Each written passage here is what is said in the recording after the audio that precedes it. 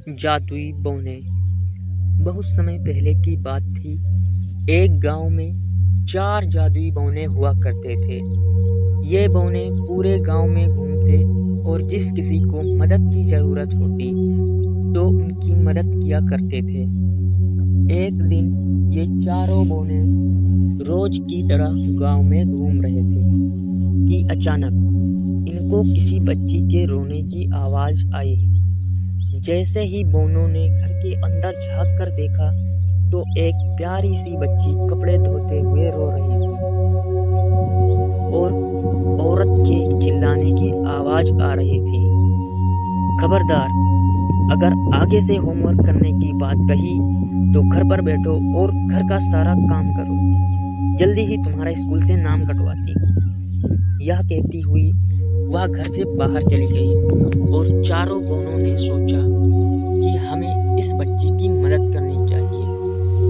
फिर क्या था, उनमें से एक बौना बिल्ली में बदल गया और रसोई में रखा दूध पीने लगा। जैसे ही लड़की ने बर्तन गिरने की आवाज सुनी तो वह भागकर रसोई में गई और बिल्ली को देखकर बोली, रुक जा बिल्ली, चोरी मत कर, चोरी करना गलत बात होती है। मैं तुझे अलग दूध दे देती हूँ। अगर मेरी माँ को पता चल गया कि बिल्ली ने दूध झूठा कर दिया है तो वो बिना सोचे समझे पता नहीं क्या सजा मुझे दे।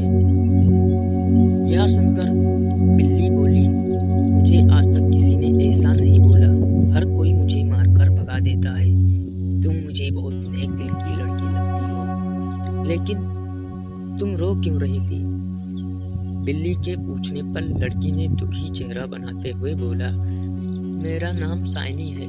यह मेरी असली माँ नहीं है, यह मेरी सौतेली माँ है। मेरे पापा काम से अक्सर बाहर रहते हैं। माँ मेरे साथ बहुत बुरा बर्ताव करती है और पापा मेरे बात का विश्वास भी नहीं करते, इसलिए मुझे माँ की बातों का बहुत बुरा लगता है। अगर मेरी असली माँ होती तो मुझे इतना बुरा भला ना कहती और मुझे पढ़ाई करने से भी मना नहीं करती। यह सब सुनकर बिल्ली ने दूध खत्म किया और वहां से चली गई और साइनी ने अपने काम करने के लिए जाने लगी। जैसे ही उसने दूसरे कमरे में प्रवेश किया उसने देखा कि सारा काम एकदम साफ था।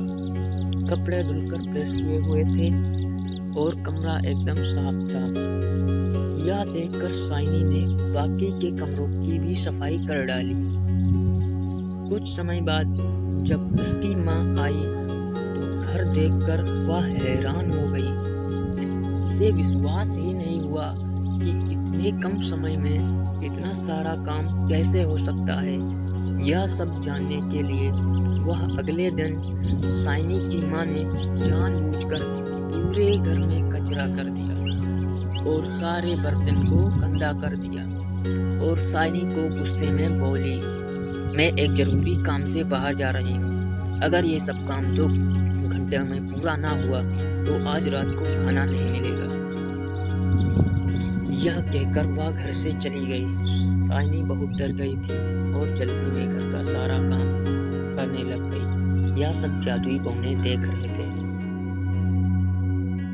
कि इसी वक्त साइनी के हाथ से एक कांच की कटोरी गिर गई और वह गिरकर टूट गई। यह सब देखकर साइनी समझ गई कि आज रात उसे भूखा ही सोना पड़ेगा। कुछ देर बाद वही बिल्ली अंदर आई और बोली, आज दूध मिलेगा साइनी।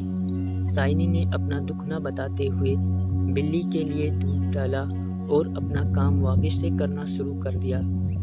यह सब साइनी की सौतेली माँ देख रही थी। उसने देखा कि जब तक वो बर्तन साफ कर रही है पीछे से कुछ बौने घर का सारा काम कर रहे हैं। वह सोचती है कि क्यों ना मैं इन बौनों को पकड़ लूं, लेकिन जैसे ही वह उनको पकड़ने के लिए घर आती है उसे कोई नजर नहीं आता, लेकिन घर पूरा साफ होता है।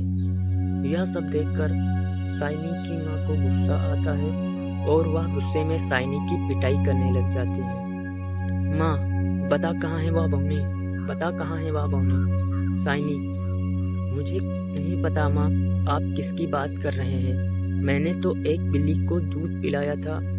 लेकिन उसकी माँ ने एक बात ना सुनी और साइनी की पिटाई करती रही। ठीक उसी वक्त साइनी के पापा आ जाते हैं और यह सब देखकर उसकी माँ को बोलते हैं, मैंने कभी नहीं सोचा था कि तुम मेरे पीछे इस बच्ची के साथ इतना बुरा बर्ताव करती हो। शुक्र है उस बिल्ली का जिसने मुझे सब बता दिया और आज मैंने देख भी लिया कि तुम साइनी के साथ कैसा बर्ताव करती हो। मगर आज के बाद तुमने इस बच्ची को हाथ भी लगाया तो और पढ़ाई करने से रोका तो मुझसे बुरा कोई नहीं होगा। उस दिन की बात साइनी की माँ ने साइनी को कभी तंग नहीं किया। कहानी से सीख। इस कहानी से बच्चों हमें यह सीख मिलती है कि अच्छा करने वालों के साथ कभी बुरा नहीं होता है। कहानी को अंत तक सुनने के लिए धन्यवाद। यदि यह कहानी पसंद आई हो तो लाइक करें और चैनल को सब्सक्राइब करें। मिलते हैं आपको हम नेक्स्ट वीडियो में, तब तक आप बने रहिए हमारे चैनल।